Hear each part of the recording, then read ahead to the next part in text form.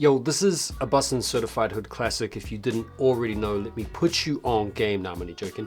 We've got some sneaker news stories to catch up on, so let's start things off by recapping this crazy release. Sneaker Politics had campers for the Vans Old School 36 souvenir backed up around the block. These images are coming fresh courtesy of Jared Moody, posted by Complex Sneakers. They depict a series of grown-ass men camping out, lining up for these Vans. These are the Old School souvenirs. You guys remember last month, the previously released colorway of this particular model went nuts on the resale market, selling up to and over 500 bucks, I think. This is the second colorway in this, what is this, like a Bordeaux, or maybe it's more of a Pinot Noir if you're more discernibly palated. Bro, these things are a wave. These things are hype right now. These things are heat. Vans are cooking with this particular release. I think they look cool, man. I think they've got just the right amount of that sort of like nostalgic chic throwback. Obviously the reference is fire with the bag and stuff like that. So yeah, Vans are cooking right now, man. They have got a lot of cool stuff going on. Obviously they've recently had SZA come onto the scene as creative director or whatever. So yeah, these types of releases are pretty good for the brand, it has to be said. The man himself, DJ Khaled, DJ Cringe, DJ Cornball, bro's stock has been falling off a cliff in the sneaker community the past couple of years. We all know why, or mainly why. So he's apparently been trying to ring someone from the Soulfly team to get his hands on the early pairs of the Soulfly 3s, which have been seeded out to a whole number of like long-standing Miami elite. And the shoes you can see here are pretty tough. It's a nice colorway. They've got the Soulfly blocking, but apparently everybody got seeded their pairs early except for Khaled, who seemed to take issue with that and decided to, call up the owner, or, call up his plug at Soulfly in order to get his hands on a pair. This posted by this guy here. Yeah, a little bit of a cringe act from Khaled. He has subsequently, in the recent day or two, come up on his pair. Here we can see this post here, an update just under a day ago. Looks like all those calls paid off for Khaled. Here he is, smitten, absolutely smiling like a Cheshire cat, having now received his Soulfly 3s. I mean, what does this mean? What does this mean? Like, Khaled, a couple of years ago, he was the first guy to be seeded these types of pairs. He's supposed to be like a Miami native. How come he didn't get the pair early? Are these brands and stores cottoning on to what most of the public is cottoning on to? That this guy is a douchebag, a bit of a cornball? Yeah, I mean, yeah. What do you guys think? This story is a bit of a crazy one. It's a noteworthy story. So Footlocker, who were recently bought out by Dick's, have hired the Nike vice president, or former VP of Nike North America, Ann Herbert, as the president of Footlocker. And she's now, I think, she's got a different name now, Ann Freeman. You guys remember that she resigned from Nike after something like 25 or 26 years of service, after a report revealed that her teen son had been using her credit card as well as her access to fund his sneaker resale business. His name was Joe Herbert. You guys remember like West Side Sneakers or something like that? This dude was absolutely prolific, especially during the pandemic period, right around the trophy room scandal. This guy was posing with just stacks of shoes that you and I could only hope to get. He was making crazy bank, and once it became evident that he was gaining access to all of these sneakers through his mum's connects, bro, that was not a good look for her. She fell on her sword. She was later picked up by someone else. The name eludes me right now. But yeah, is this a good move, do you think? Footlocker sort of banking on her previous connections that she had at Nike to potentially improve their allocations? Because as we know, when it comes to allocations, Footlocker do get a decent amount of stuff, but it's not like they tend to get large numbers of the premium products, the really high-end stuff, the really limited stuff. That tends to go to the tier zeros, the boutiques. Footlocker tends to get the basic stuff. I could be wrong, but maybe that's the angle that Footlocker are playing in trying to capitalize on her previous connects at the swoosh. Yeah, I'm seeing a lot of reports out there, or a lot of comments saying, yeah, this is not a good look for Footlocker to be taking the sloppy seconds off of Nike. I know a lot of like sneakerheads aren't gonna be too happy about this, but I'm sure that this decision was made in a boardroom, informed by Venn diagrams and data points that you and I don't necessarily have access to. So I'm sure there's a bit of a business decision here at play, but in my opinion, it's not a great look. What do you guys think? Feel free to let me know down below. Right, so Gymshark have apparently entered into the sneaker world chat group with this collaboration. This is the Gymshark shoe in collaboration with Rad Global. So apparently these have been designed by a former Nike design member. It's a running shoe, it's like a gym shoe, it's a training shoe.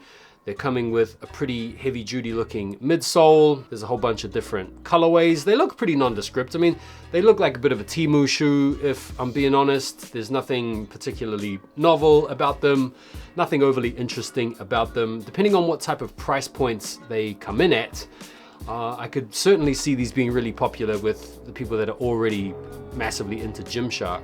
Nike celebrated Carlos Alcaraz's win in the US Open, beating Jannik Sinner in the final with this post here saying cut different.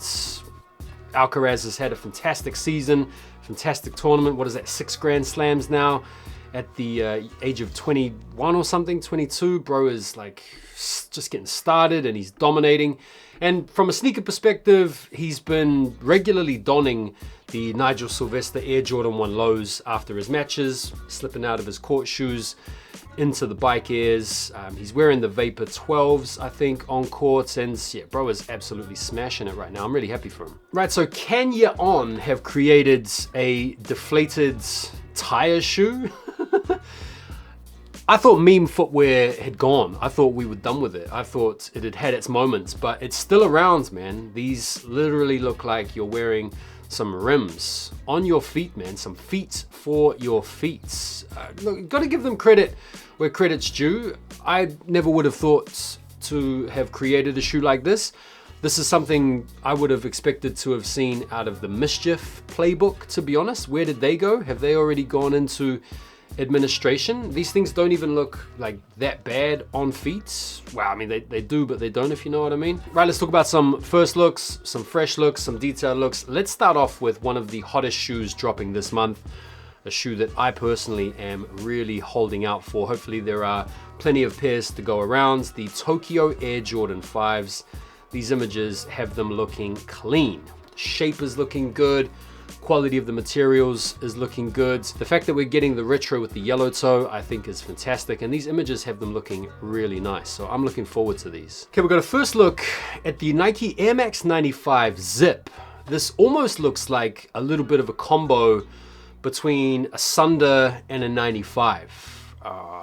Yeah, it's basically just got the shroud cover with the zip up the middle, a little bit like the glove, shoe. Yeah, they look okay, man. Like the colorways are pretty nice. Got like a navy blue colorway here, and then also a black colorway as well. I'm not mad at these. I don't think they're that bad at all. Are they gonna be like really popular? I don't know, man. It's kind of giving that fusion energy. Sometimes when the fusion shoes come out from Nike and Jordan brands, they land nicely with a few people. Other people really don't feel them. What do you guys think? Got another first look at the Jacquemus Nike Moon shoe. These things are coming out in 3 different colorways. Part of the whole minimalist high fashion trend. Obviously Jacquemus are very much high fashion. Yeah, these things look light for sure. They look like they cost, I don't know, $6 to make. Not my thing for sure, like not me personally, but if you're into the minimalist shoe trends, if you feel like you can get off some good fits with these, I'm sure they are going to be, you know, like really popular with the fashion MFs. The official look at the Derrick Rose Fear of God Athletics 2. What do you guys think about these? I think they're okay. I think they're clean. I think they're fine. They don't look to me to be the ideal hoop shoe. There's just something about that really thick platform that just gives me ankle injury energy. The lines are clean, the shape is clean, colorway's nice. Look, it is nice. It is a nice shoe. Like, I can't badmouth this shoe at all. Is it going to like sell out? Is it going to be a groundbreaker? I don't think so. I feel like a lot of people have moved on from the Fear of God hype. I feel like that stuff peaked maybe 5 years ago, maybe 10 years ago, arguably, with the Nike stuff and the Essential stuff. I don't feel like Fear of God really has that sway in the game anymore. A lot of the Fear of God athletic stuff went on sale, heavily reduced. I know the basketball shoes are probably still in outlets. So is this an outlet sneaker? I do think so, yeah, probably. But another first look at another Nigo Air Force 3 Low. I don't think it's at all controversial to say this collaboration with Nigo and the Air Force 3 has been a bit of a flop. And I'm only saying that in the context of pretty much all of the models they've released have gone on sale. Like, all of them have gone on sale, and they're sitting on sale. These are the types of shoes that are going to sit on sale for some time now. So that just reflects a very low level of demand for the shoe, which you wouldn't have expected like 10 years ago, or maybe like 20 years ago, when Nigo was that guy in the streetwear scene, in the sneaker scene. For whatever reason, this model, maybe it's the model, I don't know, but we have a new colorway. This colorway, I'm gonna say, like, go out on a bit of a limb here and say this colorway has a little bit of motion about it. It's also got the Levi's energy. And so, yeah, this is a three-way between Nigo and Nike and Levi's. Is this the best one yet? I think so. Official retailer images of this month's most hyped up sneaker, the Travis 1 Low fragments. You guys are gonna start to see the early reviews. Well, in fact, the early reviews are probably already out there. The backdooring photos are about to come flooding in to the feeds and timelines. Everybody's about to get angry about these. Yeah, look, they're super clean. You know, we saw these ages ago on Hiroshi's feet. They're now right around the corner. Athletes are getting them. Yeah, it's happening. It's going down. Now, I've heard a few different things about this shoe with regard to the stock numbers. You guys might remember about a week or so ago, a lot of big sneaker pages were trying to blow up the rumor that this was not going to be a Nike Sneakers app release. This was only going to be a Travis Scott website release. And then soon enough, those rumors were dispelled by people that were talking about seeing pairs load up on Nike's back end. And so we should expect the Nike Sneakers app release. These were never not going to release on the Nike Sneakers app. They were never not going to appear in your normal tier 0 retailers catalogs. It's going down. It's not going to be easy. These things are going to be pretty much impossible to get, I would have thought. But, you know, that shouldn't stop you from entering into as many raffles as you can. What's the resale gonna be? I don't know, actually. Let me have a look. Let's have a look at the early prices so we can have a bit of a guess here. All right, so the early prices are pretty nuts, man. 2,400 pounds. Yeah, a couple of grands. Bro, that's like pounds. So yeah, prices are absolutely insane at the moment. This is arguably going to be the highest reselling sneaker of the year. So if early pairs are going for 2 grand, you could probably expect pairs, once these actually end up dropping, are gonna probably settle maybe around like 800-900 pounds, maybe even more, maybe like 1,200 quid or something like that. This is going to be a crazy high price. All right, let's talk about the Tom Sachs sexual harassments. They are dropping on September the 13th. And this is an interesting story because apparently Nike sneakers in Brazil have referenced the Tom Sachs controversy in their copy. And this is the translation. Even if you weren't involved in the sneaker world in the 2010s, you know that Tom Sachs Mars Yard sneaker, released in partnership with Nike, is one of the most coveted releases of the last decade. The original and 2.0 versions are among the few sneakers that the culture fully agrees deserve the coveted grail status.